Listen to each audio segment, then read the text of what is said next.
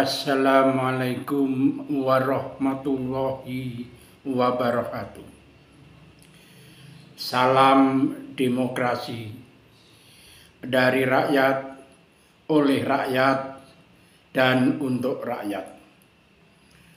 Saudara-saudara sebangsa dan setanah air, selamat berjumpa dengan Guson, pemerhati demokrasi Indonesia.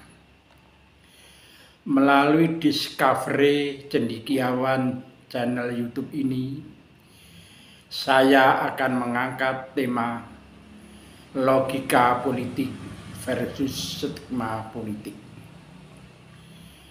Dengan dasar pertimbangan politik,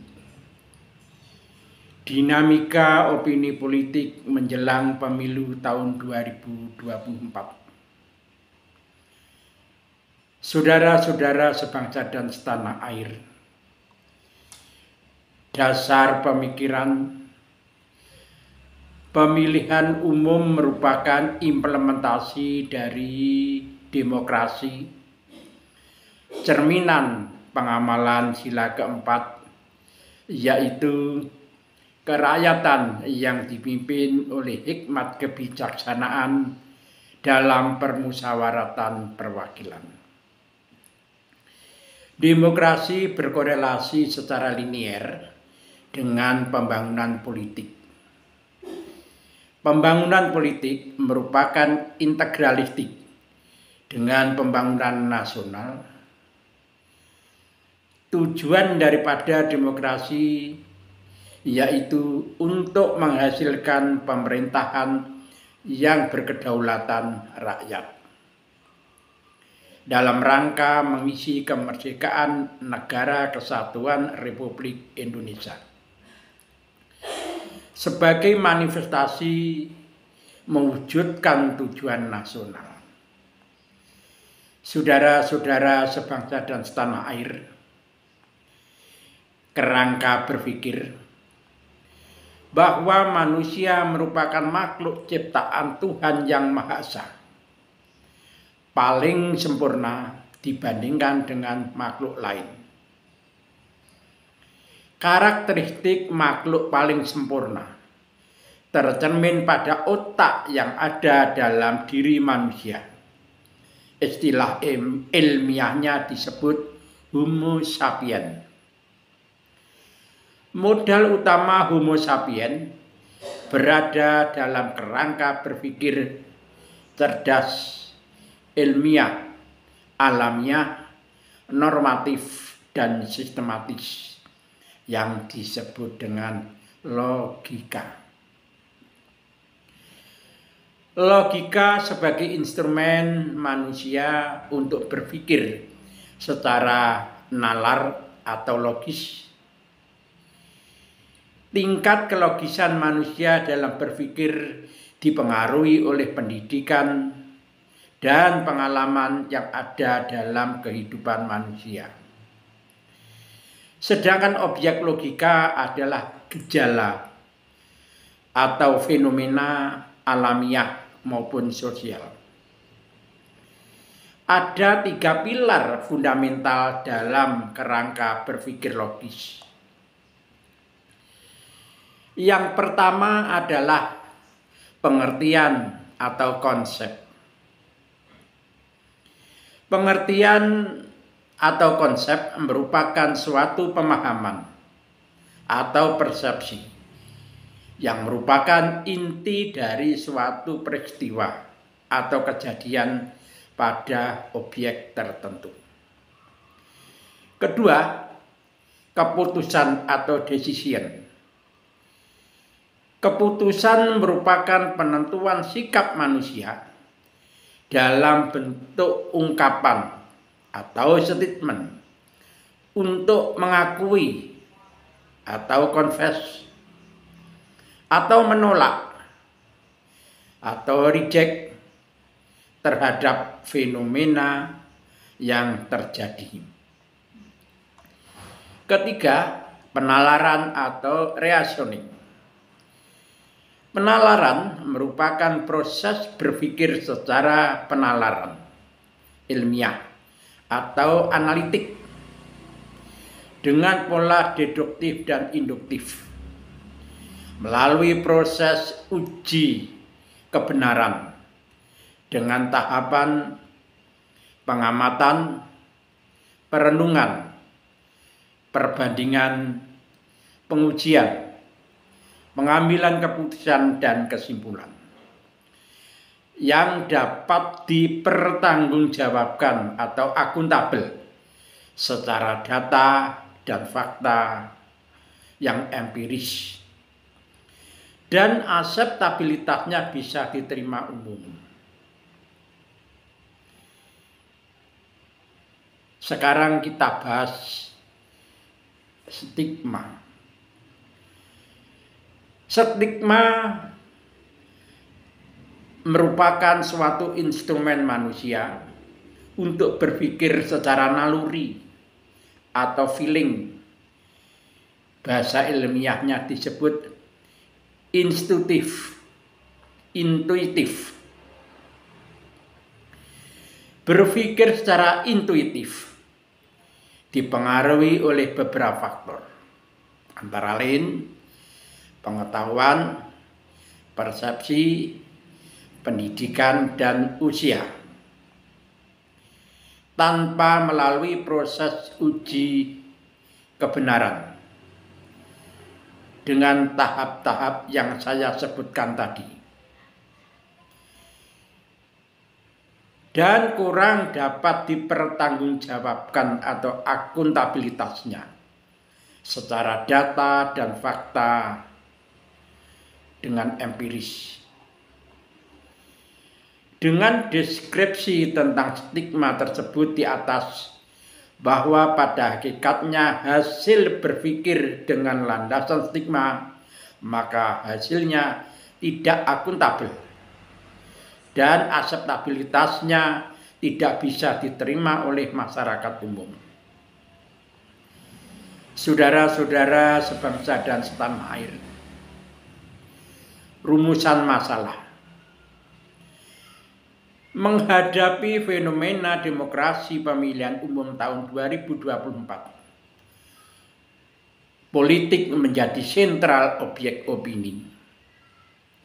Kompetisi adu opini politik dengan statement politik yang sensasional mewarnai tahun politik tahun 2024 dalam rangka mencari empati, popularitas, dan meningkatkan elektabilitas para politikus dan partai politik.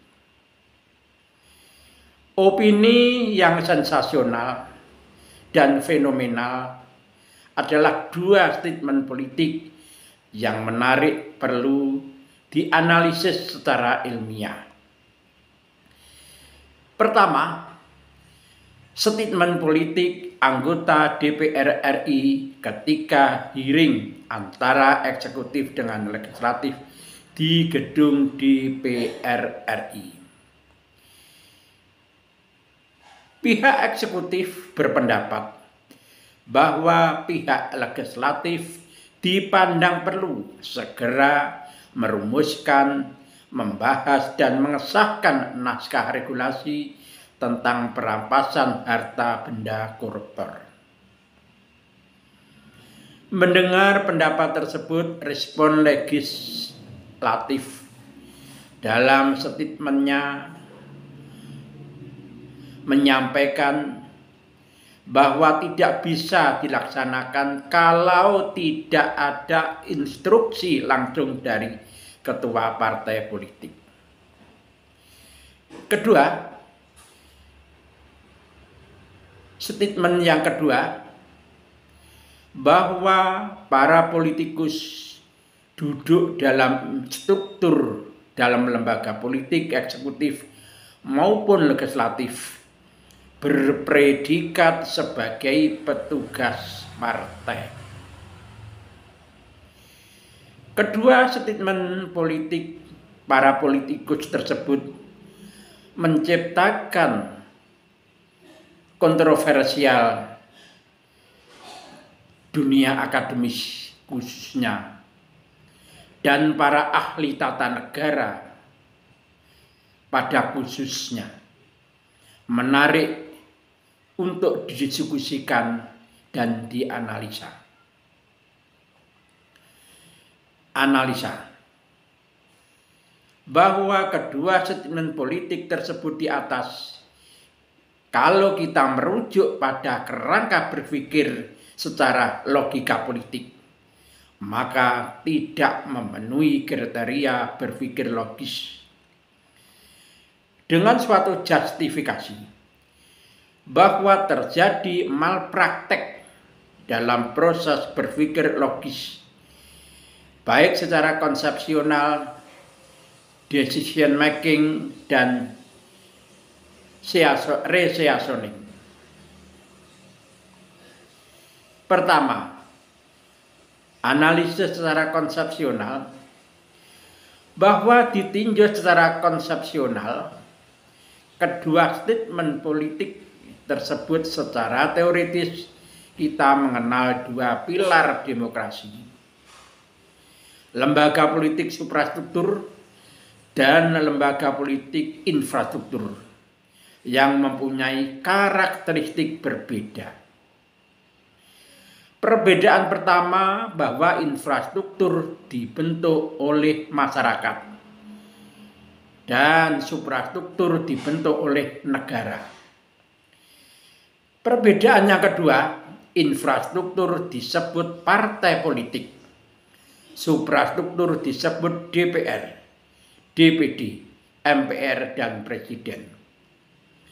Perbedaan ketiga, infrastruktur berada di luar lingkungan pemerintahan. Suprastruktur berada di dalam lingkungan pemerintahan.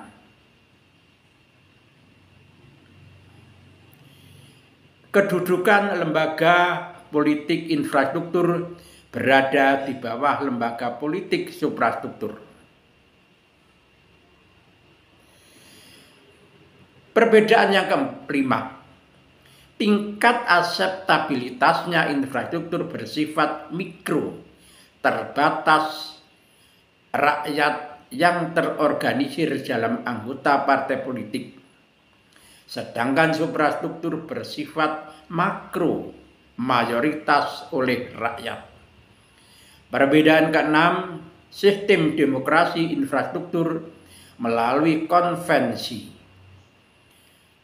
munas, partai politik, sedangkan suprastruktur melalui pemilihan umum. Perbedaan yang ketujuh, akuntabilitas infrastruktur kepada munas partai politik, sedangkan suprastruktur kepada rakyat dengan media reses, lembaga politik melalui sidang. Kedua, analisis decision making. Ada perbedaan. Pertama, infrastruktur akseptabilitasnya melalui proses demokrasi konvensi, munas, muswil, musda partai politik. Sedangkan suprastruktur akseptabilitasnya melalui proses demokrasi pemilihan umum. Fungsi infrastruktur berfungsi sebagai wahana komunikasi antar anggota partai politik atau communication party politik between member. Lalu berfungsi sebagai sosialisasi politik dengan rakyat atau political socialization of people. Lalu berfungsi sebagai rekrutmen kader politik atau rekrutmen politik of member. Fungsi yang selanjutnya adalah mengelola sumber daya politik atau manajemen politik of resources. Fungsi yang terakhir adalah sebagai pusat pendidikan politik atau Central Education of Politics. Untuk menghasilkan politikus yang berkualitas dengan bercakrawala patriotik dan nasionalisme serta wawasan kebangsaan. Suprastruktur berfungsi sebagai wahana. Bidang legislatif berkaitan dengan perumusan, pembahasan, dan pengesahan produk hukum. Sedangkan eksekutif melakukan eksekutor produk hukum yang dihasilkan dari legislatif. Tujuan: lembaga politik infrastruktur memperjuangkan kepentingan anggota partai politik, sedangkan suprastruktur memperjuangkan kepentingan rakyat secara komprehensif. Kedua, lembaga politik infrastruktur menyerap aspirasi rakyat melalui pertemuan anggota partai, sedangkan suprastruktur melalui media reses dan menyalurkan aspirasi melalui forum dengar pendapat atau hearing dengan eksekutif. Analisis penalaran atau reasoning bahwa kualitas sumber daya manusia dalam kerangka berpikir terjadi perbedaan fenomena. Tersebut disebabkan oleh beberapa faktor. Yang pertama, latar belakang pendidikan politikus, baik pendidikan formal maupun pendidikan politik. Yang kedua adalah latar belakang pengalaman para politikus dalam pergaulan kehidupan bermasyarakat, berbangsa, dan bernegara. Kesimpulan: dari hasil analisis tersebut di atas dapat disimpulkan bahwa statement politik yang disampaikan para politikus tersebut di atas, bahwa eksekutif dan legislatif merupakan petugas partai dan proses pengambilan keputusan berdasarkan otoritarian ketua partai, dikorelasikan dengan konsep atau teori logika politik tidak relevan dengan kerangka berpikir analitis, ditinjau secara akseptabilitas tidak bisa diterima oleh masyarakat umum. Bahkan terjadi malpraktek terhadap kerangka berpikir logis. Sebaliknya, cenderung berkolerasi dengan konsep atau teori stigma politik karena mengikuti kerangka berpikir yang tidak analitis. Secara akseptabilitas ditolak oleh masyarakat umum. Dampak statement politik yang berkarakteristik stigma politik. Yang pertama, statement politiknya tidak bisa diterima oleh masyarakat umum. Terjadi antitesa terhadap politikus dan partai politik.